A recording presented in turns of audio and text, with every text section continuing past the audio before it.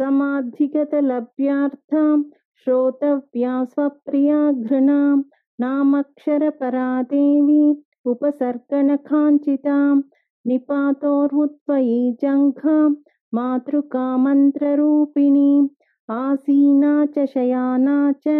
तिष्ठन्ति धावनाधिकां लक्ष्यलक्षणयोगाढ्यां ताद्रूप्यगणनाकृतिः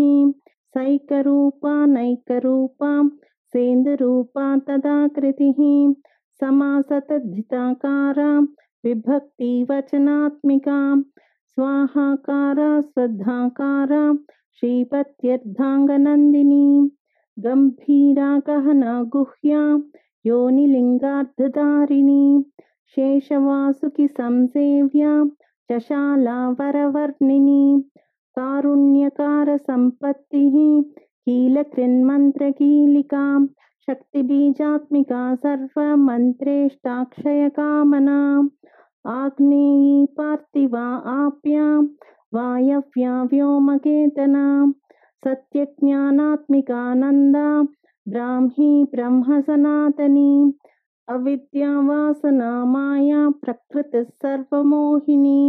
शक्तिर्धारणशक्तिश्च चिदचिच्छक्तियोगिनी वक्त्रारुणा महामाया मरीचिर्मदमर्दिनी विराट् स्वाहा स्वधा शुद्धा निरूपास्ति सुभक्तिगां निरूपिता द्वयी विद्यां नित्या नित्यस्वरूपिणी वैराजमार्गसञ्चारा सर्वसत्पथदर्शिनी।